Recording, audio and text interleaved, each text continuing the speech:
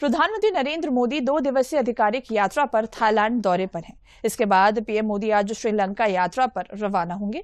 PM आज 6ठे BIMSTEC शिखर सम्मेलन में शिरकत करेंगे। बिम्स्टेक सम्मेलन में थाईलैंड, बांग्लादेश, श्रीलंका, नेपाल, म्यांमार और भूटान के नेता शिरकत करेंगे। माना जा रहा है कि पीएम मोदी की थाईलैंड और श्रीलंका की ये यात्रा चीन, बांग्लादेश और पाकिस्तान की कुटिल चाल को फेल करने में मददगार होगी। तो वहीं कल गुरुवार को भारत और थाईलैंड के बीच आईटी, समुद्री, एमएसएमई, हस्तशिल्प और हथकरघा क्षेत्रों सहित विभिन्न क्षेत्रों में सहयोग के लिए 6 समझौतों पर हस्ताक्षर हुए। इस दौरान विदेश मंत्री डॉक्टर एस जयशंकर भी मौजूद रहे।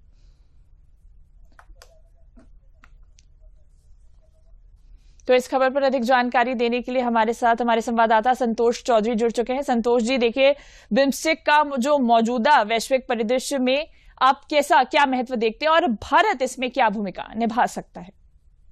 देखिए बरखा, भारत की भूमिका बहुत ज्यादा बढ़ने वाली है और ये प्रधानमंत्री नरेंद्र मोदी की ये जो यात्रा है, हम सभी जानते हैं कि थाईलैंड और भारत की हम जब भी बात करते हैं, बहुत व्यापारिक रिश्ते जो रहे हैं बहुत अच्छे रहे। चौथा बड़ा व्यापारिक साझेदार थाईलैंड है भारत का। लेकिन इस यात्रा के बाद एक सबसे बड़ा जो फैसला रहा है, जो सबसे बड़ी कहा जा सकता है कि सफलता भारत को मिली है, थाईलैंड को मिली है, वो व्यापार के साथ साथ भारत और थाईलैंड रणनीतिक साझेदार भी बन गए। यानी कि अब ट्रेड पार्टनर तो थे ही, लेकिन अब स्ट्रेटेजिक पार्टनर भी बन गया और इसका सबसे बड़ा असर इंडो पैसिफिक क्षेत्र में पड़ेगा। क्योंकि जिस तरीके से जब हिंद प्रशांत क्षेत्र की बात करते हैं और हिंद प्रशांत क्षेत्र में चीन विस्तारवाद के साथ बढ़ता रहा है, चीन का हस्तक्षेप उस पूरे क्षेत्र में रहा और लगातार उसका प्रभुत्व भी बढ़ता रहा है।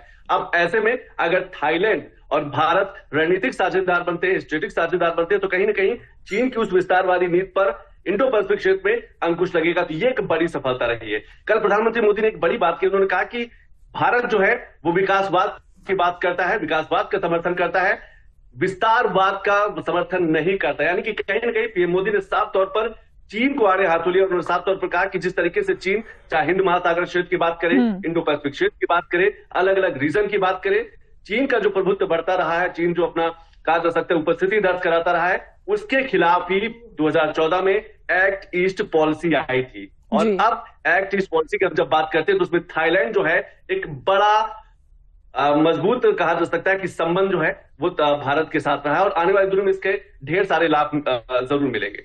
बिल्कुल बिल्कुल संतोष जी, और प्रधानमंत्री नरेंद्र मोदी बिम्स्टेक शिखर सम्मेलन में भाग लेने पहुंचे हैं, तो ऐसे में भारत और बांग्लादेश के रिश्तों पर भी बात होनी चाहिए। प्रधानमंत्री मोदी और मोहम्मद यूनुस की ये बैठक कितनी महत्वपूर्ण है, खासकर शेख हसीना के सत्ता से बाहर होने के बाद से? देखिए, ये इस पर देश भर की निगाहें रहेंगी, दुनिया भर की निगाहें रहेंगी। अभी औपचारिक इसकी घोषणा नहीं हुई है, आधिकारिक घोषणा नहीं हुई कि बांग्लादेश के जो प्रधानमंत्री है मोहम्मद यूनुस, उनके साथ मुलाकात होगी या नहीं होगी। अगर मुलाकात होती है तो शेख हसीना के तख्ता पलट के बाद और पिछले 1 साल में भारत और बांग्लादेश के रिश्तों में जितनी कड़वाहट आई है, जितनी गिरावट आई है, ये एक बड़ी बैठक हो सकती है अगर ये बैठक होती है और इस पर बड़ी नजर रहेगी। क्योंकि बांग्लादेश और भारत के रिश्तों की बात करते लगभग 4000 किलोमीटर की लंबी सीमा रेखा भारत और बांग्लादेश साझा करते हैं। पिछले 1 साल में चाहे हिंदुओं के मंदिरों को निशाना बनाया गया हो, हिंदुओं को निशाना बनाया गया हो, पाकिस्तान से जिस तरीके से बांग्लादेश की नजदीकी बढ़ी है, इस पर भी भारत की नजर है। तो ये प्रधानमंत्री मोदी की थाईलैंड की यात्रा बेहद महत्वपूर्ण होने वाली है। अगर बांग्लादेश के प्रधानमंत्री मोहम्मद यूनुस के साथ बैठक हो जाती है तो क्या कुछ निकल के आता है, ये इस पर नजर रखनी बेहद जरूरी है। लेकिन बिम्स्टेक की आज जो बैठक होगी उससे पहले प्रधानमंत्री मोदी थाईलैंड के राजा और वहां की जो रानी है उनसे मुलाकात करेंगे, बायलैटरल मीटिंग होगी। उसके बाद बिम्स्टेक 7 देशों का एक ऐसा समूह है जो आने वाले दिनों में ट्रेड को लेकर, व्यापार को लेकर, सुरक्षा को लेकर, और एक और बड़ा समझौता हुआ है थाईलैंड और भारत के बीच में, वो है ड्रग्स, ह्यूमन ट्रैफिकिंग और ड्रग्स को लेकर। क्योंकि जब हम थाईलैंड की बात करते हैं, मलेशिया की बात करते हैं, तो वहां पर गोल्डन ट्रायंगल बनता है। यानी कि वो 3 जो देश हैं उनके वहां पर ड्रग्स को लेकर बहुत ज्यादा कहा जा सकता है कि ड्रग्स सप्लाई बहुत ज्यादा होती है। ऐसे में रणनीतिक साझेदार अगर भारत और थाईलैंड बनते हैं तो ड्रग्स सप्लाई में भी कहीं ना कहीं अंकुश लगेगा, ह्यूमन ट्रैफिकिंग को लेकर भी बड़ा काम होगा। यानी कि ये जो यात्रा है महत्वपूर्ण रही। बिल्कुल संतोष जी, इन तमाम जानकारियों के लिए आपका बहुत बहुत धन्यवाद।